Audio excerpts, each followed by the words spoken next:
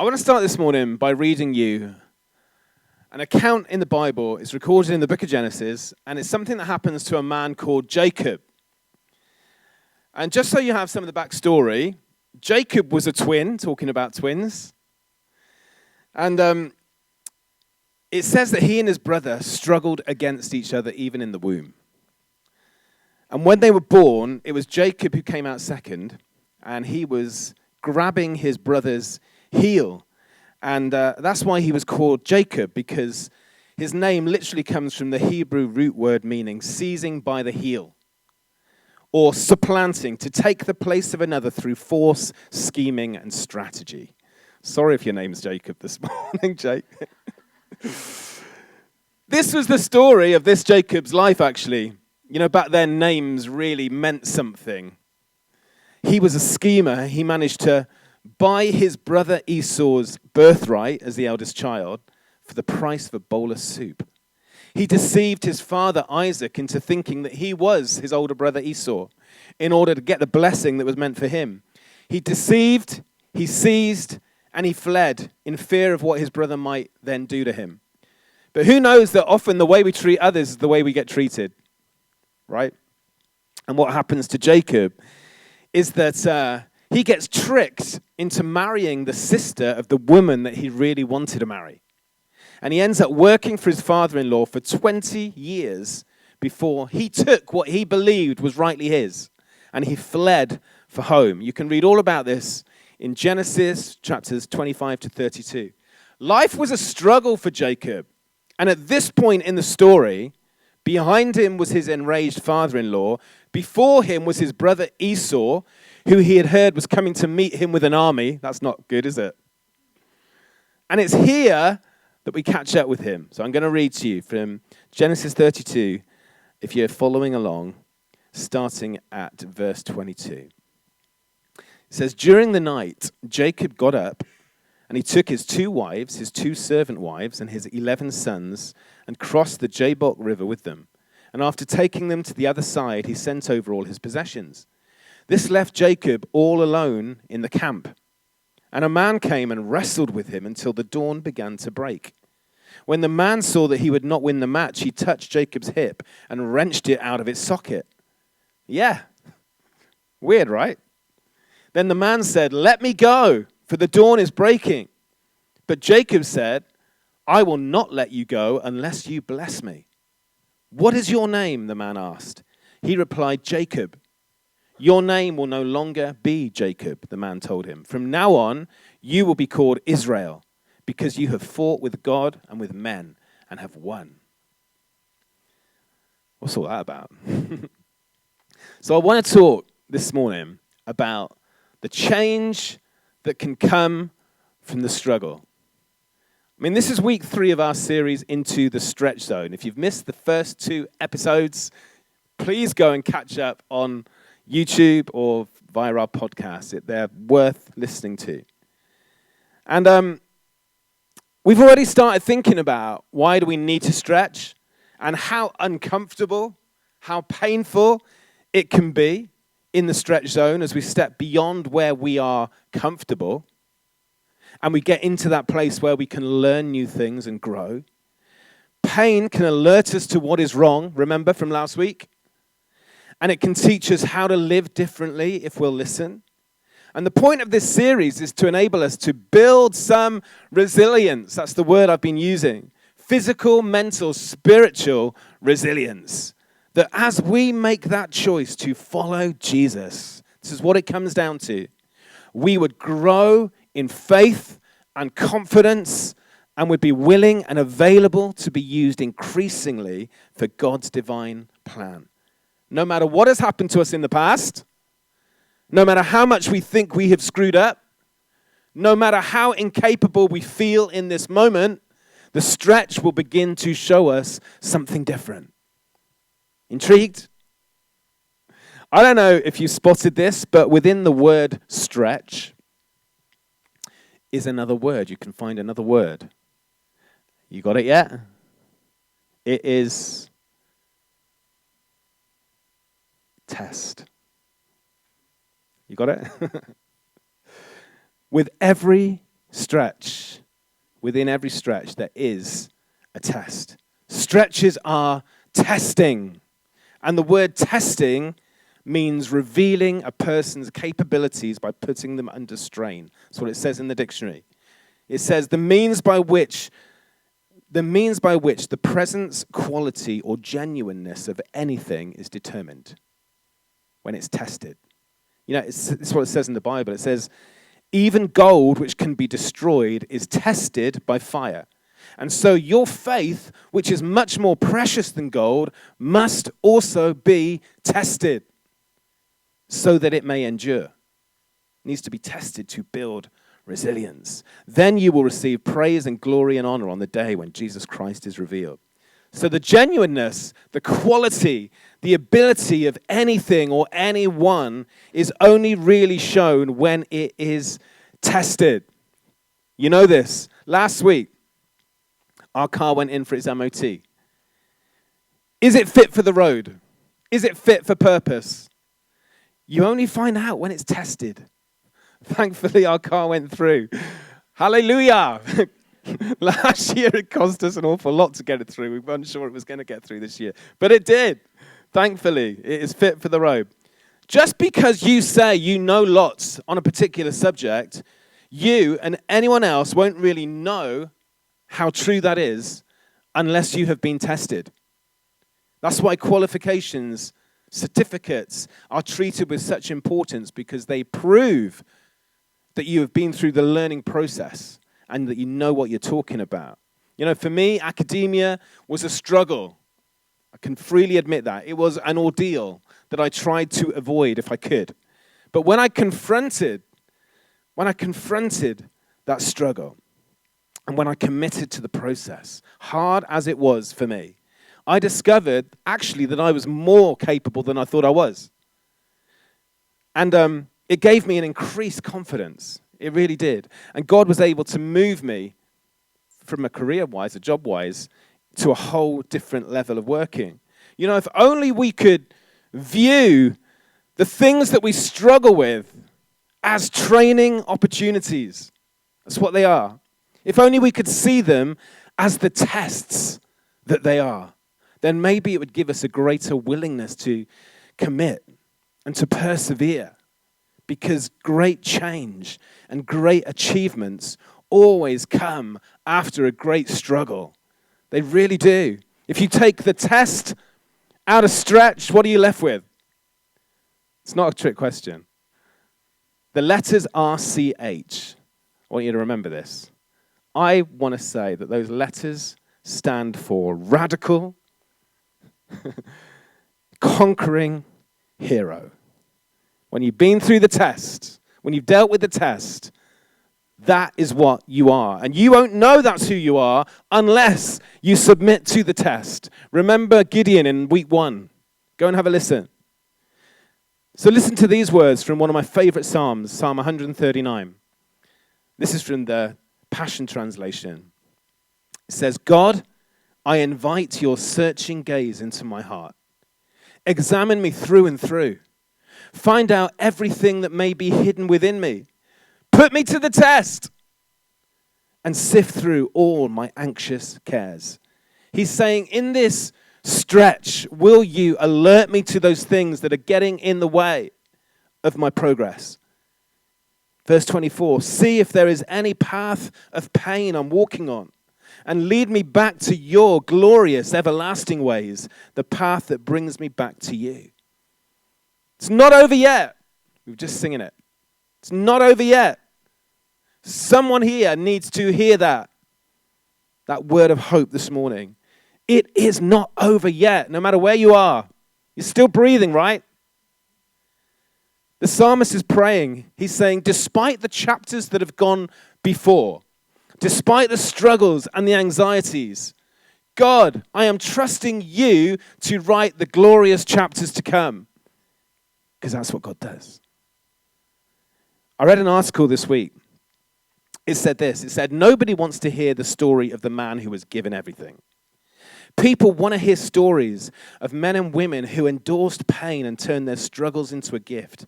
Do you want people to feel sorry for you, or do you want people to look up to you? Do you want to be a legend? Because legends are born in the valley of struggle. You know this if you watch any sort of films or you read any sort of adventure books. I mean, just think for a moment about your favorite Disney movie. Has anybody got one? What's yours, Jake? Moana. Okay, I don't know that story. Thanks for that. But I'll tell you four. You've all got your favorite Disney movie, right? Pinocchio. These are the synopsises. Pinocchio, a living puppet with the help of a cricket as his conscience, must prove himself worthy to become a real boy. Dumbo, ridiculed because of his enormous ears, a young circus elephant is assisted by a mouse to achieve his full potential. Bambi, a story about a young deer, Bambi, growing up in the wild after his mother is shot by hunters. Mulan, to save her father from death in the army, a Chinese maiden secretly goes in his place and becomes one of China's greatest heroes in the process. All these stories have a struggle at the center of them. You know, struggles can prove us worthy. They can unlock potential. They can help us to grow up and become the heroes that we were designed to be. We love stories about people who have struggled but have overcome adversity. They're bestsellers. We love hearing of the great achievements despite all the odds. We love hearing about the changed lives of others. But what about you? What about me? In what ways are your struggles shaping you? Are they making you bitter or are they making you better? Do you want people to feel sorry for you or do you want people to be inspired by you? We all have different struggles. Every single one of us has struggles. But when we see them for the training ground that they are, the road they can be to future glory, then it gives us a whole different perspective on what we're going through. You know, the Bible is full of these stories. We've already looked at Gideon in the series. We've already looked at Jonah, who ended up in the belly of a fish. Remember him? But actually, all of the Bible greats, if you read through, including Noah, Abraham, Moses, David, Esther, Job, etc., throughout the Bible, they're all people who went through great struggles, who had their abilities and their faith tested, but who came out of it stronger and they saw God's purposes come to pass. You know, in the video that we watched of the little caterpillar becoming the butterfly, this creeping little insect, I hope we didn't have any people with phobias in this morning. It went through this amazing transformation as it changed in the chrysalis, and it fought its way out to freedom, to a whole new level of living, from crawling to flying. Now, I saw this story online. I don't know how true it is, but it makes a good point, so I'm going to read it to you anyway. It says, a man found a chrysalis of a butterfly. One day, a small opening appeared.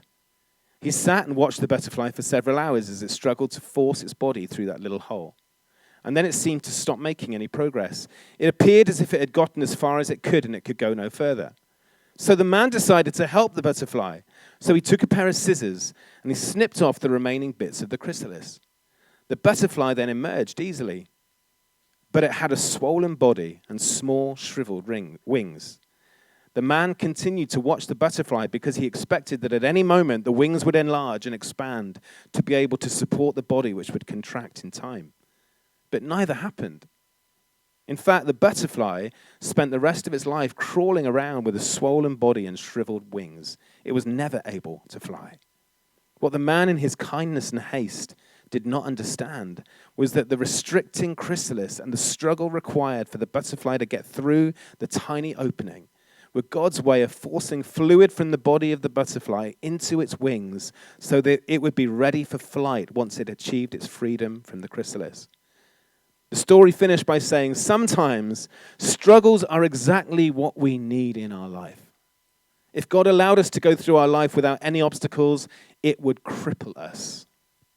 We would not be as strong as we could have been, and we could never fly.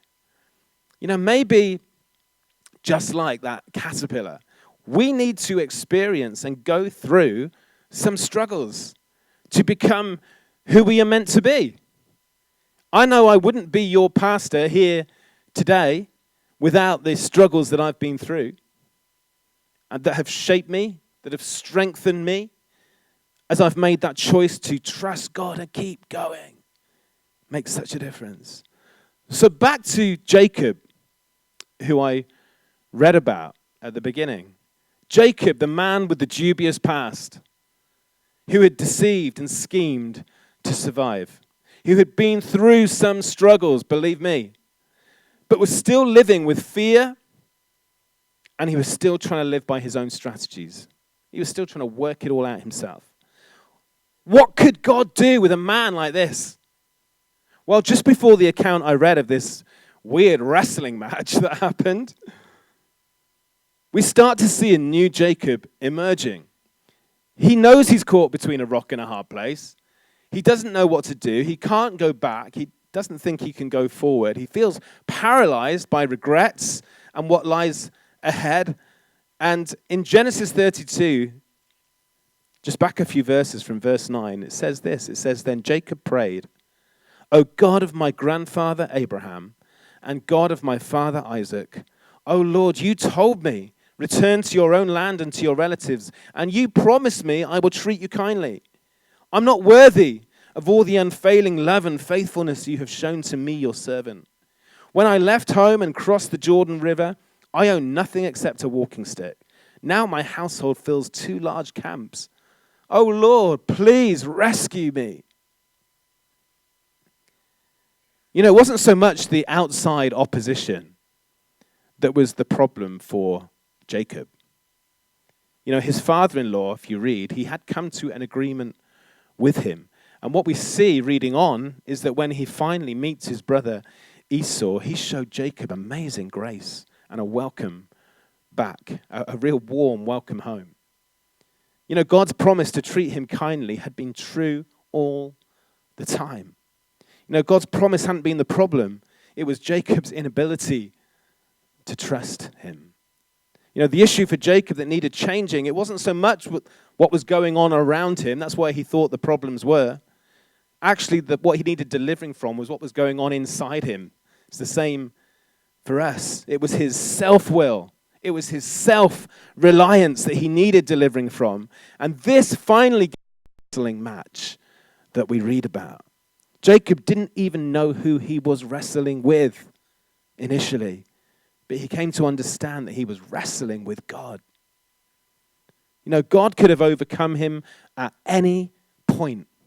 But Jacob doesn't give in. And as the day was dawning, we hear this exchange of words between them. And God says to Jacob, "Let me go, for the dawn is breaking." I don't know how you read those words.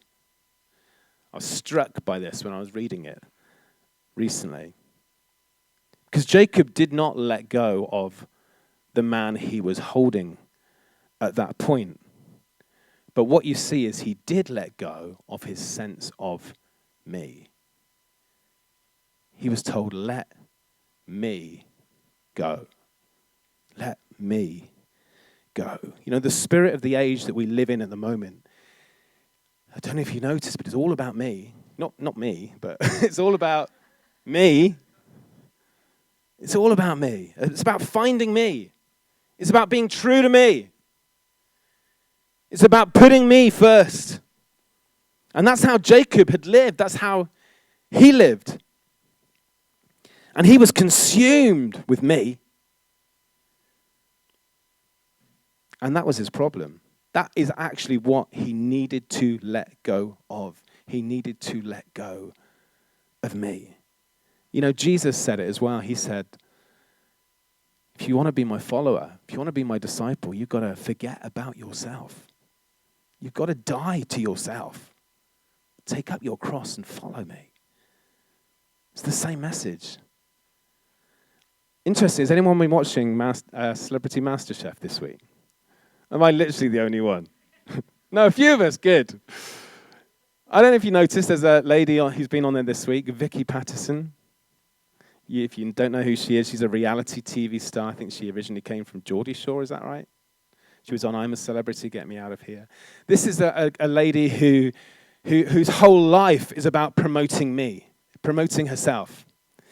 And one of the things they had to do on Celebrity MasterChef this week was they had to go and cook for 120 people. And they had to work in a team. They had to come up with a menu. They had to cook it. They had to serve it. And at the end of this trial, that's really what it is, the end of this test, she said, I feel really emotional. She said, this is the best thing I have ever done in my life. I mean, really? You just cooked for 120 people? This is the woman who's been on TV, who's earned her fortune, who has had all sorts of opportunities, and yet cooking for 120 people, being part of a team, serving, she had a glimpse of what Jesus was talking about, that you find your life when you give it away. Really struck me as I was watching it.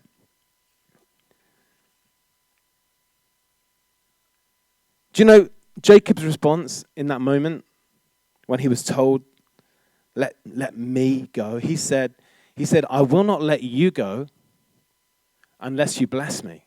I will not let you go unless you bless me. You know, some people are very quick to let go of God because they cannot see his blessing, because of the struggle they're going through. And it's like, God, I thought you cared. God, I thought you loved me. So I'm going to let you go because it's just not working out. But that is not what Jacob did. He did the opposite. He refused to let go unless God blessed him. I love that sort of tenacity. I love that he couldn't fight anymore. His hip had been dislocated in the struggle, but he could still hold on. And he wanted to see God's blessing, and he was not going to let go until he saw it. And then he's asked this question, what is your name? This wasn't God saying, I don't know what you're called. Who are you? It was God saying, admit who you are. And he replied, Jacob. I'm the heel grabber. I'm the deceiver. I'm the cheat. And then we get this amazing reply. Your name shall be called Jacob, supplanter, no longer, but Israel, contender with God. For you have contended and have power with God and with men and have prevailed. Israel means God rules. And as Jacob entered a new era in his trusting in God's rule, his 12 sons became the 12 tribes of Israel, God's chosen people, the family line from which Jesus himself came. You know, the pivotal moment in Jacob's life is recorded in the book of Hosea. It's another book in the Old Testament. And this is what it says. It says, even in the womb, Jacob struggled with his brother. When he became a man, he even fought with God. Yes, he wrestled with the angel and won. He wept and pleaded for a blessing from him. There at Bethel, he met God face to face, and God spoke to him. Don't resent the struggle, whatever struggle you are going through right now. It might be just the place you meet God. You know, the stretch zone can be the place where the greatest transformation happens in our lives. It's where God can often speak to us the loudest and the clearest when we finally admit our great need of him, where we can die to ourselves and trust him more. You know, when Jesus was in the Garden of Gethsemane, the night he was arrested before the atrocities of crucifixion came to pass, he wrestled with Father God. He said, Abba, Father. He cried out, everything is possible for you. Please take this cup of suffering away from me. Anyone ever prayed that when you're in the midst of a struggle? You're in good company. But then he prayed, Yet I want your will to be done, not mine. He let me go. You know, it's in the struggle that hopefully we come to that place of knowing that God is in control and I am not, and he knows best. And that is always the most fruitful place to be in. God, I don't understand why I'm going through this, but I'm holding on to you and I'm not letting go and I'm trusting you. So test me and try me and refine me and use me and bless those from me. I wonder what you are struggling with right now in your life. Some of you might have just struggled to get here this morning, and it is a victory that you are even here at church. Give yourself some credit for that. Some of us struggle with ill health, others with relationships. Some of us are struggling financially. Some of us have testing work situations or families. We're struggling with anxiety or depression. For some, it's a struggle with addiction or some other behavior that you just can't seem to change. No matter whether the struggle is the external things that are coming against you or whether it is the internal struggles, can I encourage you this morning to take a leaf out of Jacob's book, to come back to God, to remember again his promise, to call out to him afresh and acknowledge that you need his help, to let go of being consumed by me. Or maybe you feel like you are wrestling with God. You're struggling to hold on to your faith in the midst of difficult situations. But can I encourage you to not let go of him? Admit your struggles, yes. Admit what's happened. Admit what you're going through. But make that decision. Make that decision to trust that God does know what he is doing. And he does have a plan for your life. Practically speaking, in practical ways of walking out those decisions to trust God more, one of the first things you can do is just commit yourself to being part of family, being part of church, planting yourself in community, prioritizing, getting to a connect group, being somewhere where you can share all this and have people pray for you and support you. And then making yourself available to be used by him. That might all feel like a stretch for you. But it will change things as you consistently do it. And God can build something great with that decision to trust him. And can build something great in the life of our church too.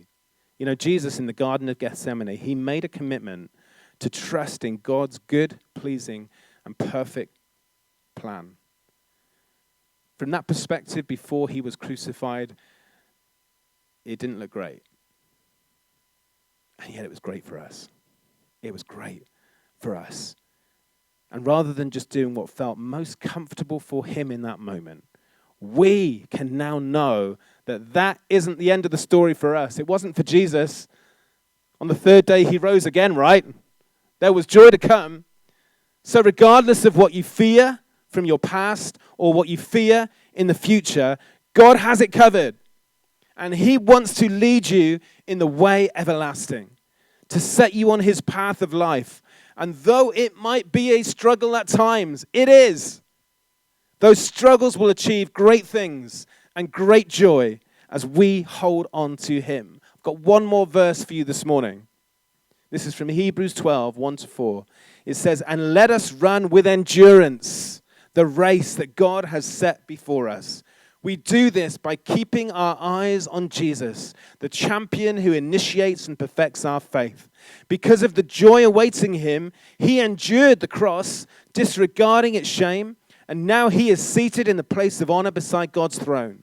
Think of all the hostility he endured from sinful people. Then you won't become weary and give up. After all, you have not yet given your lives in your struggle against sin. You know, one of the resounding messages of this series, which I hope you are hearing loud and clear, is that God is with you. No matter the circumstance, no matter the pain, no matter the struggle, nothing can separate you from his love. Struggle is not evidence that God doesn't love you or that he has abandoned you.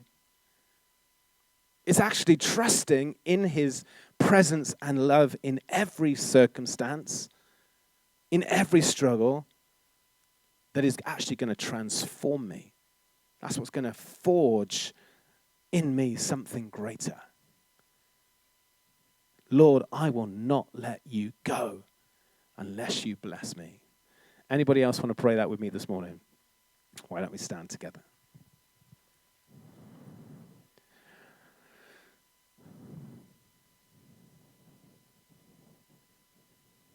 Father, you know each one of us intimately. You know what we're going through. You know the struggles that we have, both the ones which are outside of us and the ones which are internal. Lord, I pray that you would help us to really trust you in this season.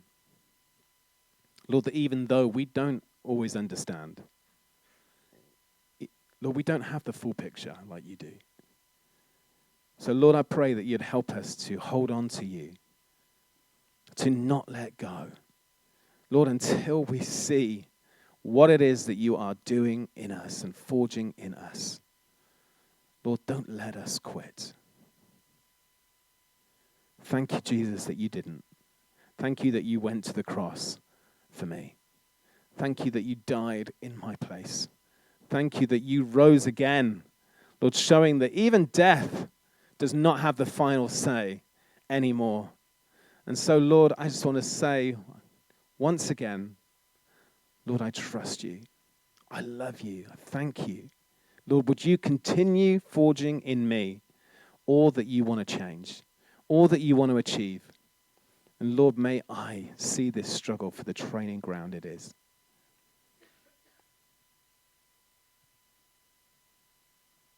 Let's sing this next song. It's a real song. It's a statement of faith. You are the one who changes everything. Lord, don't let me try and scheme and strategize my own ideas, which always get me into trouble. Lord, help me to trust in your perfect plan. Amen.